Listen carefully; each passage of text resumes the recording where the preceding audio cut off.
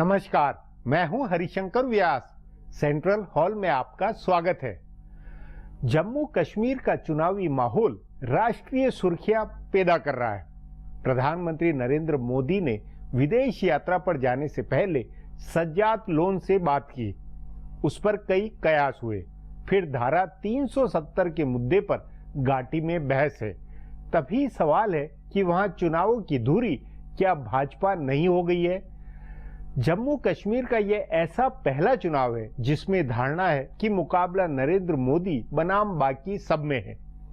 विदेश यात्रा से लौटते ही प्रधानमंत्री वहां जनसभाएं करेंगे। जम्मू कश्मीर के चुनाव में नरेंद्र मोदी और अमित शाह पूरी ताकत झोंकेंगे। तभी घाटी में भाजपा, नेशनल कॉन्फ्रेंस और पीडीपी के उम्मीदवारों में धारा 370 को लेकर बहसबाजी है। कांग्रेस, नेशनल कॉन्फ्रेंस और पीडीपी के अलावा कई छोटी पार्टियों ने भी चुनाव को दिलचस्प बनाया है। चुनाव के बहिष्कार का खतरा कम है। प्रदेश की मुस्लिम बहुल सीटों पर भाजपा ने मुस्लिम उम्मीदवार उतारे हैं। वे भाजपा के एजेंडे पर वोट मांग रहे हैं। इन्हें अलगाववादियों, उग्रवादियों का डर परेशान नहीं किए हुए है और यह हैरानी वाली बात है। हकीकत है कि प्रदेश में भाजपा अंदरूनी झगड़ों की मारी है।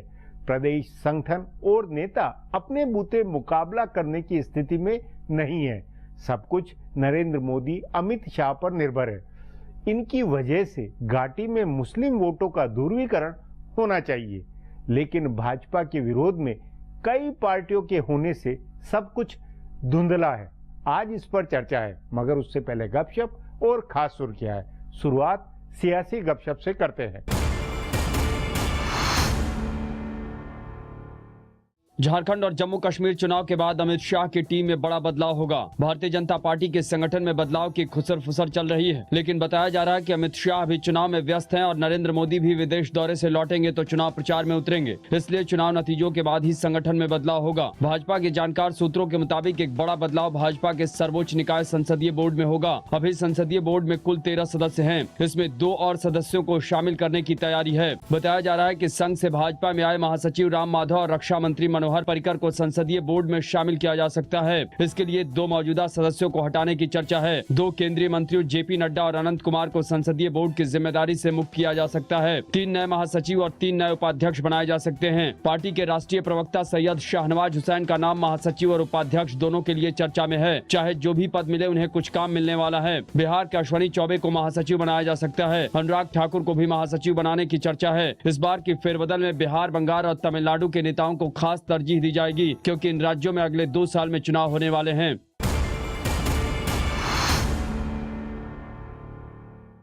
कांग्रेस उपाध्यक्ष राहुल गांधी को सलाह देने वालों की संख्या बढ़ती जा रही है। कांग्रेस के नेता हैरान और परेशान है कि कैसे लोगों को मना किया जाए कि वो राहुल को सलाह न दें। अंग्रेजी के उपन्यासकार चेतन भगत लगभग रोज ही लेख लिखकर राहुल गांधी को सलाह दे रहे हैं कि उन्हें क्या करना चाहिए। उन्होंने ऐसे कामों की सूची बनाई है जो राहुल को करना चाहिए। कांग्रेस के कई नेता इससे खासे नाराज हैं। कांग्रेस के अपने नेता भी पीछे नहीं है। विदेश सेवा के पूर्व अधिकारी और पूर्व केंद्रीय मंत्री मणिशंकर अय्यर ने भी एक लिखकर बताया कि राहुल गांधी को और साहसी होने की जरूरत है। उन्होंने जिस दिन ये लिखा, उसी दिन पार्टी की ओर से नसीहत जारी की गई कि पार्टी के नेता सार्वजनिक रूप से इस तरह के बयान नहीं दें। लेकिन ऐसा लगता है कि कांग्रेस के नेताओं ने इसे गंभीरता से नहीं लिया है। ताजा मामला कर्नाटक के मुख्यमंत्री सिद्धारमैया का है। उन्होंने राहुल गांधी को सलाह दी है कि उनको नई पहल करनी चाहिए और ज्यादा लोगों से मिलना चाहिए। उन्होंने सोनिया गांधी के दामाद रॉबर्ट वाड्रा का भी बचाव किया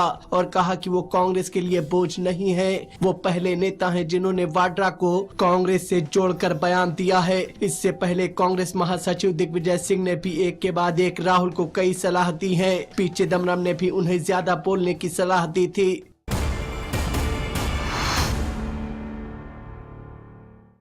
दो राज्यों के चुनाव नतीजे जिस दिन आएंगे उसी दिन संसद का शीतकालीन सत्र खत्म होगा। उसके बाद राजनीति में नए समीकरण का ताना बाना बुना जाएगा। संसद के शीतकालीन सत्र में जनता परिवार की पार्टियां एक साथ मिलकर राजनीति करने वाली हैं। दोनों सदनों में उनका साझा नेता होगा और वे कांग्रेस व भाजपा दोनों से अलग राजनीति करेंगे। शीतकालीन सत्र के बाद वे इसे और औपचारिक रूप देने की कोशिश करेंगे। इन नेताओं के बीच एक चर्चा इस बात की है कि एक पार्टी बनाई जाए। सबसे पहले बिहार में यह प्रयोग हो सकता है। चर्चा है कि फरवरी में लालू प्रसाद और नीतीश कुमार अपनी पार्टियों का विलय करके एक पार्टी बनाएंगे। दूसरी ओर भारतीय जनता पार्टी के नेता एनडीए का विस्तार करने की कोशिश कर रहे हैं। संसद के शीतकालीन सत्र में तय है कि भाजपा को राज्यसभा में मुश्किलें आएंगी। उसे हर बिल पास कराने के लिए विपक्ष की ओर देखना होगा। साथ ही अन्ना डीएमके और बीजू जनता दल की मदद लेनी होगी। भाजपा की कोशिश इन दोनों पार्टियों को औपचारिक रूप से एनडीए में लाने की है। इनके अलावा दो और पार्टियों झारखंड मुक्ति मोर्चा और पीडीपी पर भी भाजपा नेताओं की नजर है। झारखंड और कश्मीर के नतीजों से इनका रुख तय होगा। इस बीच कांग्रेस भी अपने पुराने सहयोगियों को साथ लेकर यूपीए को मजबूत करने की कोशिश करेगी। बजट सत्र तक तस्वीर कुछ बदली हुई होगी। अब आज की सुर्खियां हैं, ये लीक से कुछ हटकर है और इनसे देश की दशा दिशा को बूझ सकेंगे। प्रधानमंत्री नरेंद्र मोदी की मौजूदगी में भारत ने ऑस्ट्रेलिया के साथ 5 समझौतों पर दस्तखत किए। ऑस्ट्रेलिया दौरे पर गए प्रधानमंत्री ने ऑस्ट्रेलियाई प्रधानमंत्री टोनी अबर्ट के साथ 2 पक्षीय बातचीत की, जिसके बाद समझौतों पर दस्तखत हुए। इसमें सामाजिक सुरक्षा और सजायाफ्ता कैदियों के स्थानांतरण सहित नशीली दवाओं का कारोबार रोकने और कला, संस्कृति व पर्यटन से जुड़े करार शामिल हैं। वहीं प्रधानमंत्री नरेंद्र मोदी ने राजधानी कैनबेरा में ऑस्ट्रेलियाई संसद को संबोधित किया। उन्होंने कहा कि ऑस्ट्रेलिया भारत की दृष्टि में हाशिए पर नहीं है, बल्कि उसकी सोच के केंद्र में है। उन्होंने 25 मिनट के अपने भाषण में कहा कि 2 पक्षीय सुरक्षा सहयोग के लिए दोनों देशों ने एक फ्रेमवर्क तैयार किया है ताकि इस क्षेत्र में स्थायी शांति कायम हो सके और वैश्विक रणनीति के तहत आतंकवाद का मुकाबला किया जा सके। प्रधानमंत्री ने अपनी ऑस्ट्रेलिया यात्रा के आखिरी चरण में कैनबेरा में भारत और ऑस्ट्रेलिया के कारोबारियों को भी संबोधित किया। उन्होंने ऑस्ट्रेलियाई कारोबारियों को भारत आने का न्योता दिया और कहा कि भारत में कारोबार और उद्योग को बढ़ावा देने के लिए नियम बदले गए हैं। उन्होंने कहा कि इस समय भारत निवेश करने के लिए बेहतरीन जगह है। ऑस्ट्रेलिया की यात्रा खत्म करके प्रधानमंत्री फिजी रवाना हो गए। प्रधानमंत्री नरेंद्र मोदी का आज ऑस्ट्रेलिया के ऐतिहासिक और 161 साल पुराने stadium Melbourne cricket ground MCG में भव्य स्वागत हुआ। ऑस्ट्रेलिया के प्रधानमंत्री टोनी अबर्ट ने मोदी के स्वागत में रात्रि भोज का आयोजन किया, जिसमें भारत के क्रिकेट लीजेंड सुनील गावस्कर, कपिल देव और वीवीएस लक्ष्मण के साथ ऑस्ट्रेलियाई क्रिकेटर स्टुअर्ट क्लार्क ने भी हिस्सा लिया। प्रधानमंत्री ने महारानी और ऑस्ट्रेलिया के लोगों के लिए जाम भी उठाया।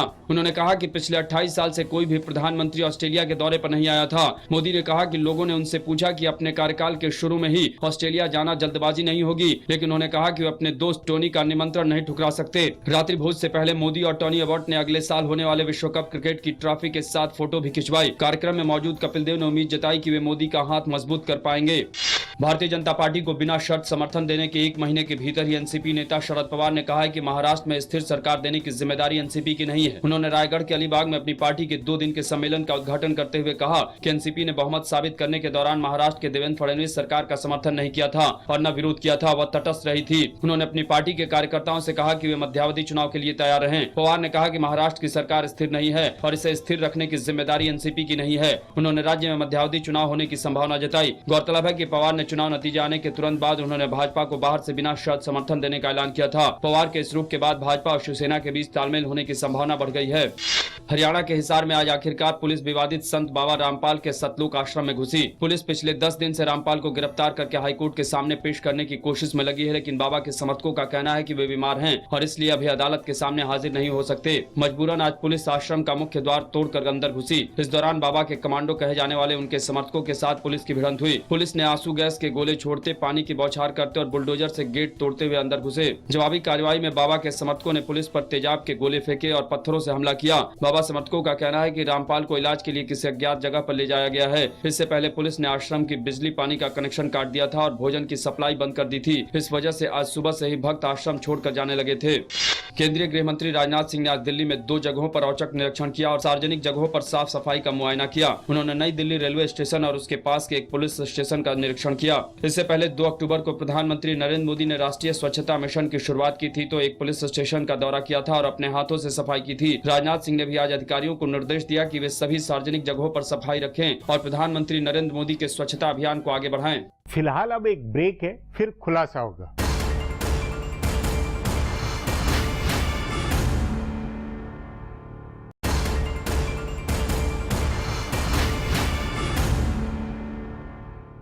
जम्मू कश्मीर में इस बार जो चुनावी माहौल बना है और जैसी बहुकोणीय लड़ाई है वैसा पहले कभी नहीं हुआ।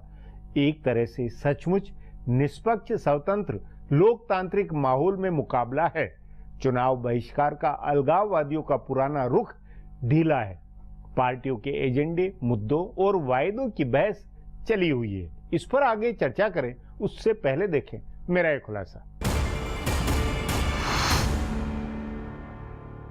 भारतीय जनता पार्टी ने जम्मू कश्मीर विधानसभा चुनाव को दिलचस्प बना दिया है। जम्मू के मैदानी इलाकों तक की पार्टी मानी जाने वाली भाजपा ने पूरे प्रदेश का चुनावी माहौल बदला है। चर्चा है कि इस बार लड़ाई नरेंद्र मोदी बनाम अन्य के बीच में है। जिस तरह लोकसभा का चुनाव हुआ या महाराष्ट्र और हरियाणा के चुनाव हुए, उसी तरह जम्मू कश्मीर में नरेंद्र मोदी और अमित शाह के चेहरे पर चुनाव लड़ा जा रहा है। उनके समर्थन या विरोध में प्रचार हो रहा है। माना जा रहा था कि प्रदेश में चुनाव 4 कोणीय होगा, लेकिन अब लग रहा है कि मुकाबला भाजपा बनाम पीपुल्स डेमोक्रेटिक पार्टी के बीच सिमट गया है। सत्तारूढ़ नेशनल कॉन्फ्रेंस हाशिए में जाती दिख रही है। उसके बड़े नेता पार्टी छोड़कर भाग रहे हैं। कांग्रेस और नेशनल कॉन्फ्रेंस दोनों के कई बड़े नेताओं ने पीडीपी या भाजपा का दामन थाम लिया है। इस बार ऐसा लग रहा है कि चुनाव की धुरी भाजपा बनी है, इसलिए दूसरी पार्टियों के नेता उसके एजेंडे पर चर्चा कर रहे हैं। उसके खिलाफ बयानबाजी करके चुनाव का और ज्यादा ध्रुवीकरण कराने की कोशिश की जा रही है। भाजपा को ही ध्यान में रखकर पीडीपी के एक विधायक ने लोगों से अपील कर डाली कि वे हिंदू मुख्यमंत्री चुनने के लिए मतदान न करें। उनके इस बयान से भाजपा बनाम पीडीपी के बीच ध्रुवीकरण की संभावना बढ़ी। अगर कश्मीर घाटी में पीडीपी के पक्ष में लोग गोलबंद हो रहे हैं, तो जम्मू और लद्दाख में भाजपा की बढ़त बन रही है। हालांकि भाजपा ने सज्जाद लोन जैसे कई नेताओं के साथ प्रत्यक्ष या परोक्ष रूप से संपर्क किया है, जो घाटी में भाजपा के मददगार हो सकते हैं। भाजपा के दूसरे एजेंडों पर भी ज्यादा चर्चा चल रही है। लोकसभा चुनाव के दौरान नरेंद्र मोदी ने कहा था कि अनुच्छेद 370 पर चर्चा होनी चाहिए। उन्होंने कहा था कि इसका आकलन किया जाना चाहिए कि इससे जम्मू कश्मीर को फायदा हुआ है या नहीं। यह मुद्दा विधानसभा चुनाव में भी उठा है। लंदन में इलाज करा रहे फारूक अब्दुल्ला ने कहा कि अगर अनुच्छेद 370 हटाया गया तो लोग नाराज होंगे और सड़कों पर उतरेंगे।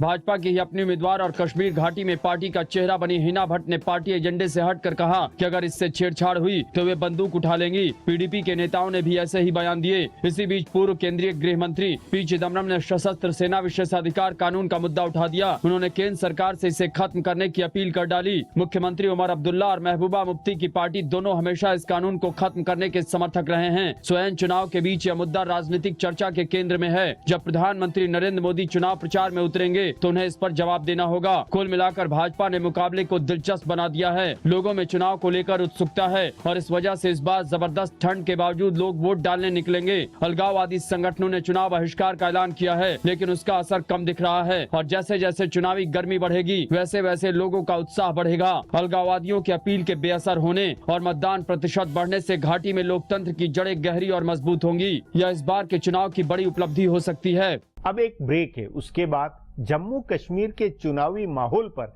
चर्चा करेंगे।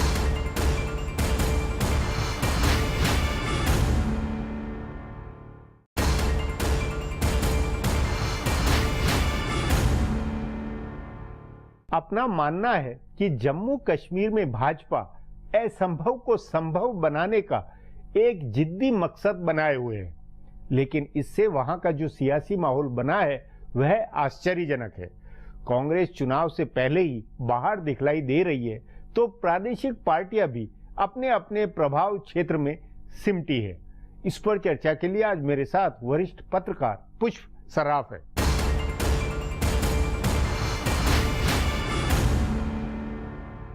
पुष्प जी, कश्मीर के अंदर अभी जो चुनावी माहौल है उसमें पिछले तमाम चुनावों के मद्देनजर क्या फर्क है?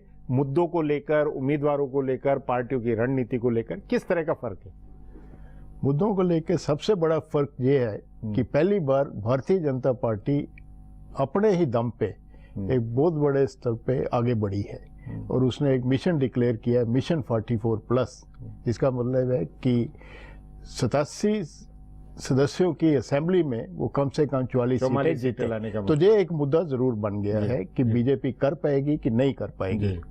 ये तो एक सस्पेंस वाली बात हुई, लेकिन ये कि जैसे बीजेपी का जो एजेंडा है धारा 370 या ये कि हिंदू मुख्यमंत्री हो, ये इस तरह की बातों का कैसा असर हो रहा हुआ? नहीं, उसका विभिन्न जगहों पे और विभिन्न जो क्षेत्र हैं उनमें अलग अलग ढंग से असर है। भौगोलिक दृष्टि से राज्य जो है वो 3 भागों में बटा है, जम्मू, लद्दाख और कश्मीर। डिवीजन 2 ही हैं, जम्मू और कश्मीर। लद्दाख कश्मीर डिवीजन का हिस्सा है कश्मीर वैली में धारा 370 को लेके जबरदस्त प्रोटेस्ट है। आपने देखा होगा कि भाजपा के ही एक मुख्य उम्मीदवार ने कह दिया कि वो सबसे पहले बंदूक उठाएगी अगर ये धारा हटाएगी। बाद में भी उन्होंने ये कहा कि मेरा मतलब सियासी बंदूक से था, ये नहीं कहा कि मैं धारा के खिलाफ हूँ। तो ये जम्मू में कम से कम हिंदू डोमिनेटेड प्लेन्स में उनको काफी सपोर्ट है इस बात को लेके कि हटा देना चाहिए। नहीं, आपके अनुसार चुनाव वहां जो लड़ा जा रहा है उमर अब्दुल्ला सरकार के परफॉर्मेंस के हिसाब से, या उनकी विरोधी पीडीपी की मुफ्ती मोहम्मद उनके वजह से, या बीजेपी बनाम बाकी सबका, किस तरह का माहौल है? देखिए, चुनाव जो बड़ा एक अजीब बात है कि बाकी राज्यों से विपरीत वहाँ अलग अलग जगहों पे अलग अलग मुद्दे उठे हैं। एक मुद्दा तो बना है कि भाजपा 44 सीटें ले पाएगी कि नहीं, और ऐसा कहा जाता है और लगता भी है कि जम्मू क्षेत्र में उनकी परफॉर्मेंस बड़ी अच्छी रहेगी। जम्मू में 37 सीटें हैं और पर घाटी में जो मुख्य टक्कर है वो नेशनल कॉन्फ्रेंस और पीपल्स डेमोक्रेटिक पार्टी में ही है। वहाँ मुद्दा गवर्नेंस भी है, लोकल गवर्नेंस भी है, वहाँ मुद्दा परफॉर्मेंस भी है कि लोगों ने किस ढंग से काम किया, और वहाँ भाजपा का कोई अस्तित्व नहीं है। जी नहीं, तो उसमें वहाँ उस घाटी में बाकी सज्जाद लोन का वाला मामला है, या बाकी जो छोटी पार्टियां और जो उम्मीदवार मैदान में उतरे हैं वो किस तरह का रोल निभा रहे हैं? देखिए, सज्जाद लोन उनका एक अपना पारिवारिक स्ट्रांग होल्ड है, उनकी एक कॉन्स्टिट्यूएंसी है जिसको वो हंदवाड़ा और कुपवाड़ा जिले में अच्छा जोर है। उनके वालिद बड़े पॉपुलर लीडर थे। वो अपने वोट काट सकते हैं या जीतने की स्थिति में है क्या? हंदवाड़ा में वो जीतने की स्थिति में भी है, पर वही एक सीट है जो उनको, जिसमें वो ज्यादा सेफ समझे जा सकते हैं। वो पढ़े लिखे नौजवान हैं, उनको पढ़ने लिखने का बड़ा शौक है, पर उनका जो अपनी पॉलिसी डॉक्यूमेंट है और उसमें और भाजपा के जो पॉलिसी स्टेटमेंट्स हैं उनमें कोई भी सिमिलरिटी नहीं। आपके अनुसार जो कश्मीर घाटी की है उसमें क्या कांटे का मुकाबला होगा, या ये कि दोनों तीनों अलग अलग में सीटें बटेगी, या एक तरफा भी कुछ हो सकता है? 46 सीट्स हैं घाटी की, वहां पे हर सीट पे तगड़ा मुकाबला होगा। कहीं कहीं वोटिंग कम होगी। वोटिंग कम होने का कारण ये रहेगा कि वो अलगाववादियों का उन्होंने बायकॉट की कॉल दी है, और वहाँ उनके कुछ लीडर्स हैं, उनका अपना स्ट्रांग होल्ड है। पर अलगाववादियों की जो कॉल है वो इफेक्टिव होगी इस बार उनके अपने एरियाज में? ऐसी कितनी सीटें होगी? कोई 8-9 सीटें ऐसी, 8-9 सीटें घाटी की वो है जी। और जिनपे और सबसे ज्यादा प्रभावित अभी तक श्रीनगर जिला भी होता रहा है एज ए डिस्ट्रिक्ट। वहाँ यहाँ की टोटल 8 सीटें हैं, पर पिछले लोकसभा चुनाव में पीडीपी ने वहाँ बड़ा धमाका किया था। एक नेशनल कॉन्फ्रेंस के सबसे बड़े ट्रम्प कार्ड फरूक साहब को नहीं, लेकिन घाटी के अंदर विकास का इशू, या नरेंद्र मोदी ने बिल्कुल तुरंत जो राहत दी या जो कुछ मदद की, उसका बीजेपी को लेकर कोई फायदा होता हुआ नहीं लग रहा? नहीं, वो स्थिति वही है कि बीजेपी ने कभी कोशिश नहीं की कि घाटी में उनका आधार बढ़े। कभी करते थे वो जब कश्मीरी पंडित कम्युनिटी वहां थी भारी संख्या में, अभी भी हैं कुछ लोग, पर उसके बाद उन्होंने कोई ज्यादा प्रयास नहीं किया। वही स्थिति बनी जब अटल जी ने एक्सटर्नल डायमेंशन तो कश्मीर समस्या की काफी हल की, उनके वक्त काफी शांति हुई, पर उसका विद इन कश्मीर वैली या within Jammu and Kashmir as a whole उसका कोई एडवांटेज भाजपा को उस वक्त भी नहीं मिला। आपके अपने अनुभव के हिसाब से भाजपा का मिशन 44 है या बाकी पार्टियों की जो रणनीति, उसमें क्या धुंधला मामला, राजनीतिक सियासी माहौल धुंधला है, या कुछ अंडर करंट नजर आ रही है कहीं?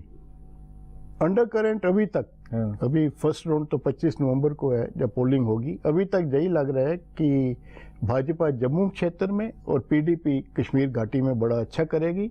लद्दाख की 4 सीटों पे भी कड़ा मुकाबला होगा। मतलब कुल मिलाकर ये कि मुकाबला बहुत कड़ा है और बिल्कुल हर पार्टी दम लगा रही है पूरी। अब मुकाबला तो कड़ा है, और इसमें कांग्रेस का आपने जिक्र कहीं नहीं किया। दरअसल कांग्रेस और नेशनल कॉन्फ्रेंस की हालत आज की तारीख में बड़ी पतली है। उसका वजह नहीं, लेकिन जम्मू के अंदर तो हिसाब से कांग्रेस और बीजेपी में मुकाबला होना चाहिए। बड़ी विडंबना है। आप देखेंगे कि कई सीटों पे कांग्रेस के कैंडिडेट्स जो हैं, इंडिविजुअल कैंडिडेट्स बड़े पावरफुल हैं, बड़े स्ट्रांग हैं। उनका भी रिकॉर्ड है पब्लिक सर्विस का, पॉलिटिकल राजनीतिक क्षेत्र में उनके काम का। इनफैक्ट वो भाजपा के उम्मीदवारों से ज्यादा जाने पहचाने जाते हैं। पर भाजपा का जो ट्रम्प कार्ड जम्मू क्षेत्र में रहेगा वो नरेंद्र मोदी रहेगा। और मैंने सुना है कि वो 2-3 मीटिंगें वहाँ करने वाले हैं। वो जरूरी भी होगा भाजपा के जम्मू लिए। में जो भाजपा ने बाकी पार्टियों से जो नेता लिए, लाल सिंह चौधरी या ये लिए, वो कितना दम, वो कितना वो भी effective? उनकी मजबूरी इंडिकेट करती है कि उनके अपने पास कैंडिडेट नहीं है। वो भाजपा की मजबूरी, भाजपा की लेकिन वो मजबूरी। अपने आप में ये जो कैंडिडेट लिए गए थे ये दमदार तो थे, है नहीं, लाल सिंह 2 बार एमपी रहे हैं, लोकसभा की सीट जीती है उन्होंने। इसी तरह पर बीजेपी का ये भी था कि 7 पहले इन्होंने लेजिस्लेटर निकाल लिए थे, अब 7 वापस लिए, 7 में से 1-2 फिर छोड़ के चले गए हैं क्योंकि इन्होंने सीट किसी को नहीं दी उन 7 में से। लेकिन आपके अनुसार पिछले तमाम चुनावों के मुकाबले में इस बार कानून व्यवस्था की स्थिति या लोकतांत्रिक माहौल घाटी के अंदर ज्यादा अच्छा है या स्थिति? वो एक अच्छी बात है कि 2002 के चुनाव के बाद जो राजनीतिक माहौल है, जो कन्वेंशनल जिसे हम राजनीतिक माहौल की इलेक्शंस का है, जैसे एटमॉस्फेयर है, उसमें निरंतर सुधार होता आ रहा है और इस वक्त भी सुधार है और माहौल ठीक है और सब प्रचार प्रचार के नाते कोई डर वर या खौफ वाली स्थिति नहीं है। खौफ की स्थिति थोड़ी सी रहती क्योंकि मिलिटेंट्स का अभी भी दम है और कभी कभी और बंदूक चलाना आप जानते हैं कि हमेशा आसान रहता है, तो हर बार कुछ ना कुछ उम्मीदवार मारे जाते हैं, पर उसके बावजूद लोग कैंपेन कर रहे हैं और निरंतर चुनावी माहौल, प्रचार का माहौल गहरा बना हुआ है, काफी अच्छा है। जी पुष्प जी, बातचीत को यहीं समाप्त करेंगे। प्रोग्राम में आने के लिए बहुत बहुत धन्यवाद। हमारा प्रोग्राम अब यहीं खत्म होता है, मुझे इजाजत दीजिए, कल फिर मिलेंगे इसी चैनल पर इसी समय।